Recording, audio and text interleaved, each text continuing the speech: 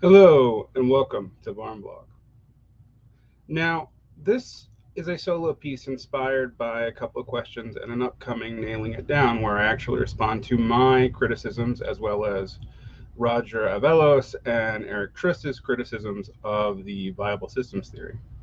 But the first thing I wanted to get to is that one of the problems of the internet scene post Bernie left is the criticism of the mainstream media and the accommodations of the social democratic left and the Democratic Party have often led people to invert and mirror image what they are critiquing.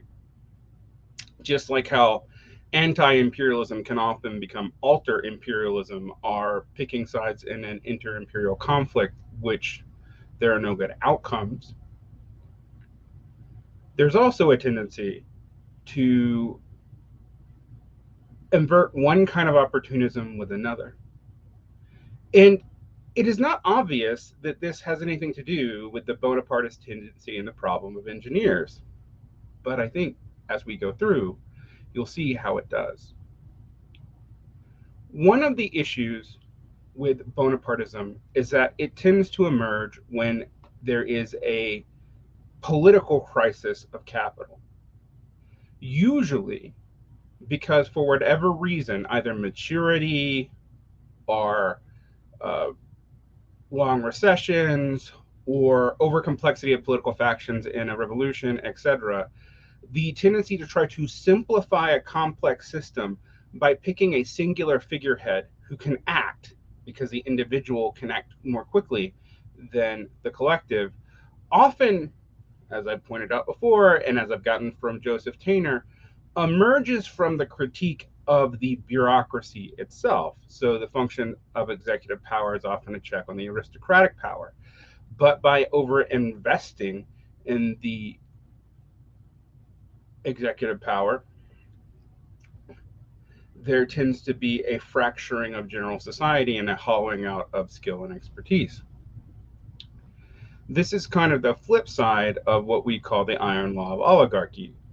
Chokeholds develop in most systems. They've developed for pretty clear reasons.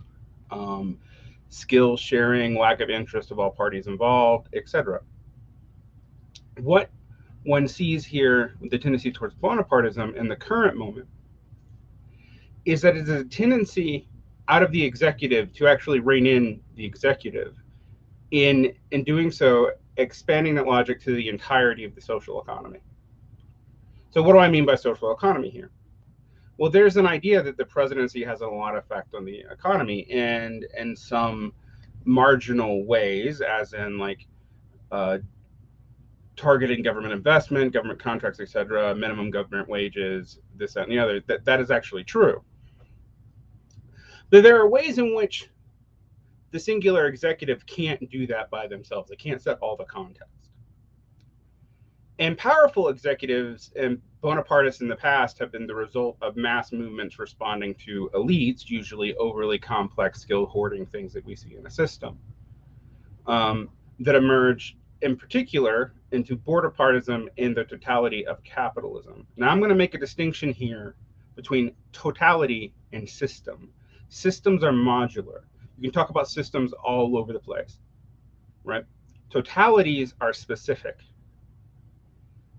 The collection of social systems in capitalism, both in the quote base and in the superstructure, however rigorously you're defining those two admittedly analogous terms, and by analogous I mean they're really metaphors, as all of that abstract level model is, one quickly sees that there are multiple systems in capital, but capitalism has overarching dynamics: production of abstract value, accumulation abstractified in terms of that abstract value. The abstract value is not always manifested in price. Uh, Numerical price is often different. You have to kind of approximate it because abstract value is going to be tied into like the actual purchasing power of any given wealth and its valorizability, excuse me. Now, that's an interesting thing to think about, right? Now let's abstract from that another interesting point of why I think we're kind of in a universal Bonapartism. Over the past decade, there has been a response to the various internal bureaucracies all around the world. It's not just been in the US. But those bureaucracies began actually by legislative bodies, be they parliaments or the US Congress, outsourcing capacities because it took them too long to do it.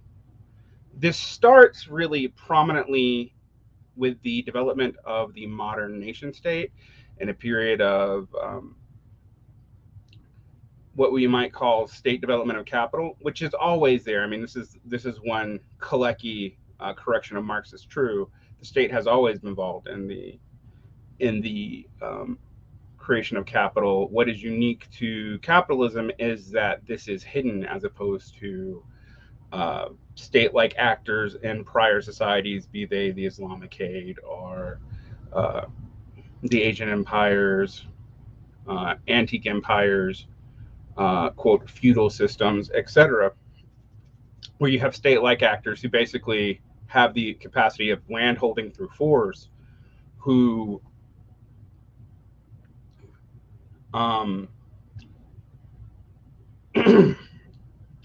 make like movement of labor and all that very difficult by explicit law. Whereas while capitalism is defined partly by the law that instantiates capitalism, such like the value of money and its taxability, etc., it is fundamentally the case, if you look at, one of the insights of capitalism is that it appears that labor is free, roles are not as legally defined, and while if you look deeper, that's limited in all sorts of ways that are legal, so they're, quote, superstructural. Or if you want to use the Althusserian metaphor, which I tend to not do, I don't think it's helpful, but are part of the state repressive apparatus and the state ideological apparatus, right? These things have developed by the legislatures needing to act quickly, empowering the state increasingly in the executive, but the functions of the executive became too large for any one person to do, all right, or any like triumvirate or anything. So what you have is the development of the increasing importance of administrative cabinet staffs. These are too complicated for anyone to run, while the president or the prime minister in most modern Western democracies, and non-Western democracies too, now that I think about it, can remove the heads of these departments and cabinet members at their leisure. The actual running of this cabinet is actually outsourced to a lot of the, quote, workers themselves, and the administrative prerogative is often legally given them. And both conservatives, in the case of the military, and liberals, in the case of the civil apparatus, are terrified of the ability for someone to remove that relative independence of these apparatuses. But this leads to too much complexity. The right hand will never know what the left hand is doing in this kind of system. This is not unique to capitalism. This is what Joseph Tainer shows. What makes it specific and what makes Bonapartism specific to capitalism is that these tendencies that introduce it, where they come from crisis, both political and economic, are also tendencies to try to simplify things to a grand design. But under capitalism, they cannot subordinate everything or all relations to the executive in the same way. Capitalism is capital managers, the capitalist class, is not given towards tolerating that sort of intervention for a long period of time, particularly internationally, because they know that they might be limited nationally. Most capital flows are within small national groups, even under globalism. The extent of globalization was always overstated.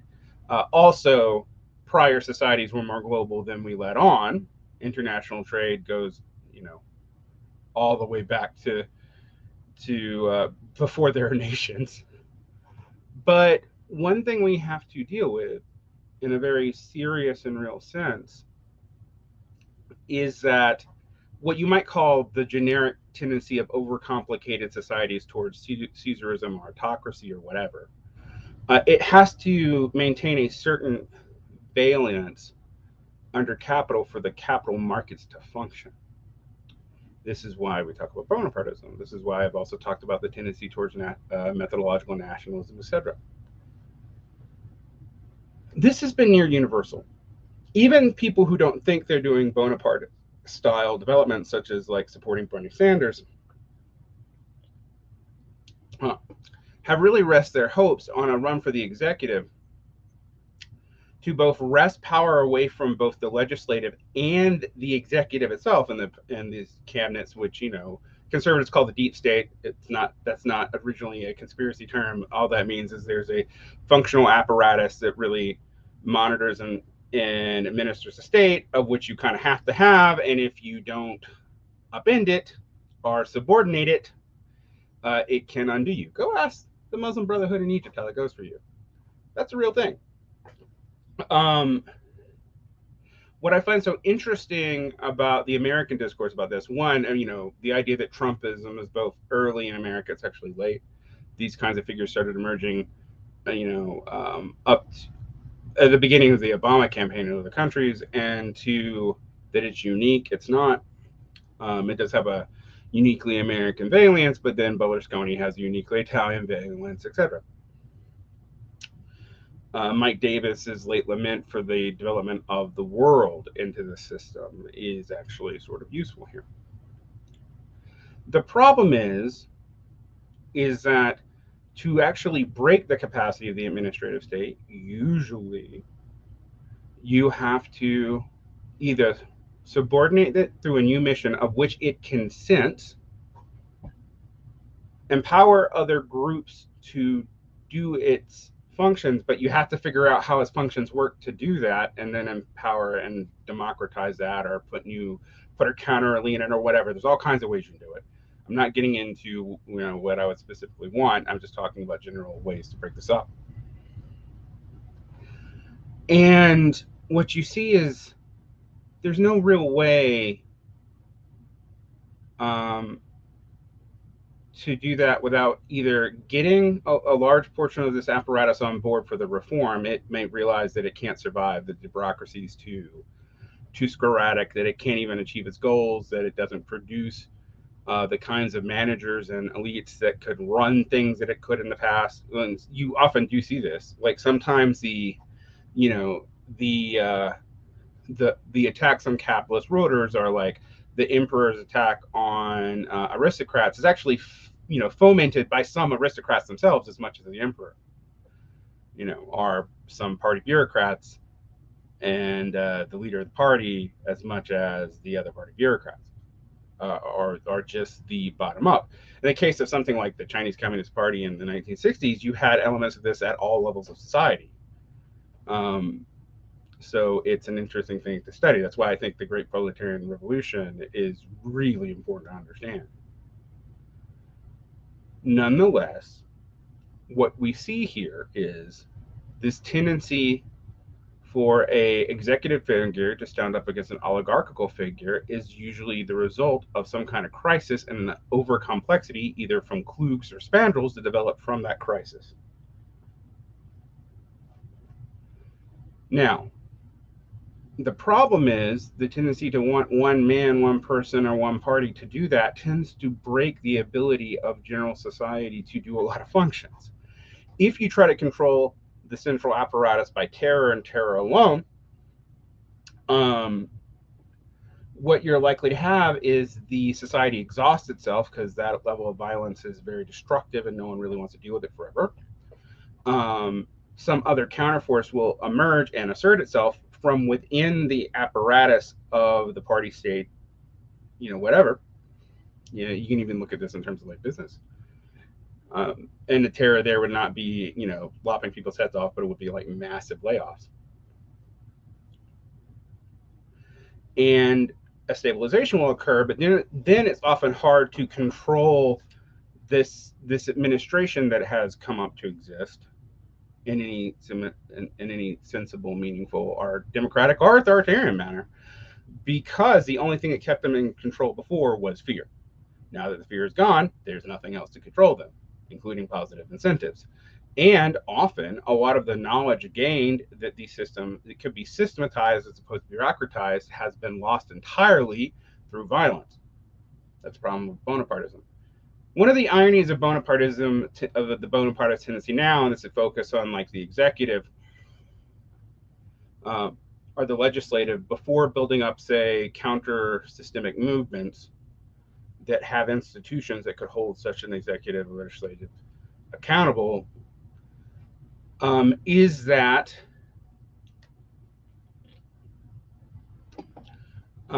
without mass movements, empowering such an individual gives them a lot of reason to A, remove all competition, which means getting rid of competent people, B, be petty and break a lot of social trust bonds, look at Florida and DeSantis, and C,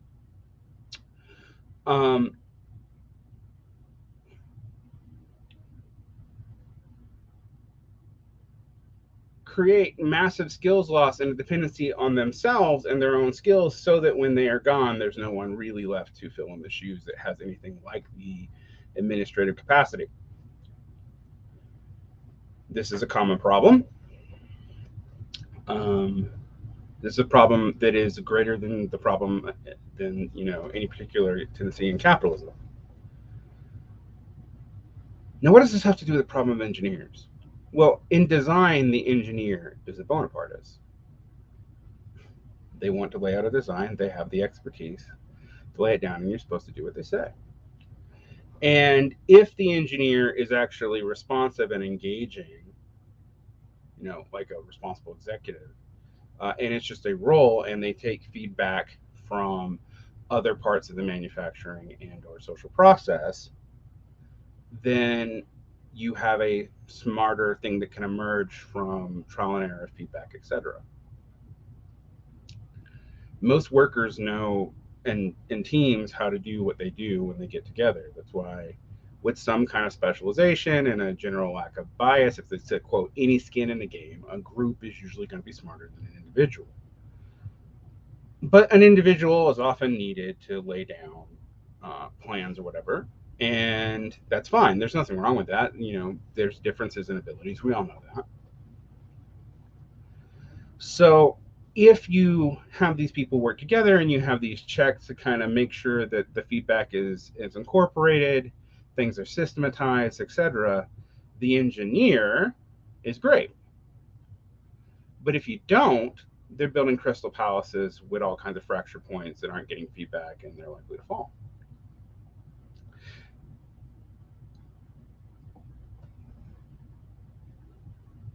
I want us to think about that when we think about these runs for office that are trying to change the program of a political party by the run. While they might be incorporated, some of the rhetoric might be incorporated, generally the function of that party and its base and its donor base, etc., remains the same.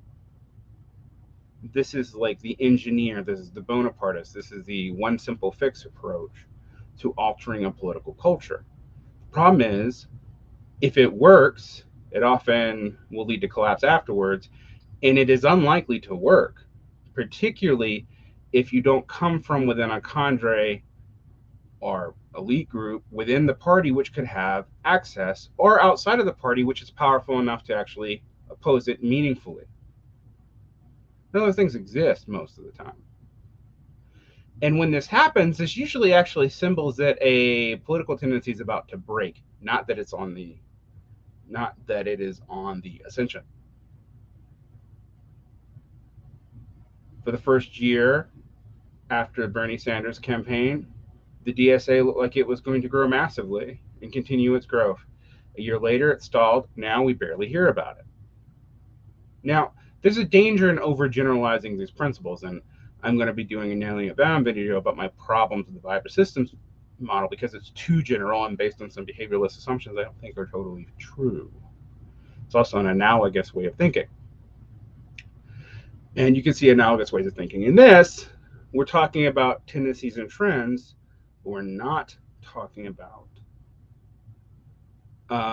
hard rules. Similarly, as we develop programmatic unity, the first thing we need to establish is positive orientations, not the program itself. The program must emerge in its specific context for the specific people involved. Trying to base the program on prior programs is like trying to build a modern building with modern building materials on a model of a castle without accounting for the new building materials. Programs can't be exported like that. They have to emerge from their particular context. Orientations, reduction of unnecessary hierarchy, the simplification of society, fundamentally um, adjusting both power and wealth. These orientations are how you build the program because they are broader and more general. And different people, not a small coterie of the people who initially set up the party, who become an oligarchy within it, not a single Bonapartist figure, have to come up with this together. Now, I'm going to say that self-organization of the workers or whatever doesn't just emerge on its own stochastically in a way that it's viable most of the time, any more than most arrangements of amino acids lead to life. And trying to base all your assumptions of the way that this might work off the few times that it has is probably a bad idea. We have to be somewhat intentional about the creation of these kinds of systems. We cannot just be like, well, just empower the workers, but you do have to listen to them. And to listen to them, it helps to be among them and do inquiry from them, doesn't it? While this seems obvious, to go all the way back around, because it doesn't seem like I've really talked about the problems of critique altogether. When you're critiquing, let's say, a weak left, and you're just positing yourself unconsciously against them, and you don't have clear orientations other than like, oh, let's say independence from the Democratic Party, but not independence for what? Then you're likely to be just as captured by these kinds of systemic problems as anyone else. And you're likely to deal with, I don't like this overinvestment in the executive. I don't like this overinvestment in the state. I don't like these, whatever, with just a different version of the same thing. It is the most likely way to fight an elite is a counter elite. It's not the only way though. And most of the people who complain about elites really just want to be a counter elite. They're not really positing a different system. And some of these people don't even realize they're not.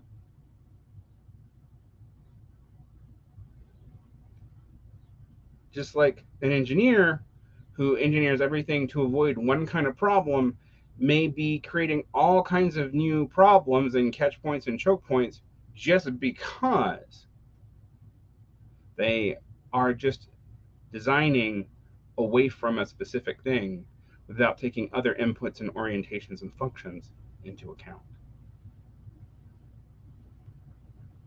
All right, this has been a less ranty and kind of broad Varn solo, but I hope you find it helpful.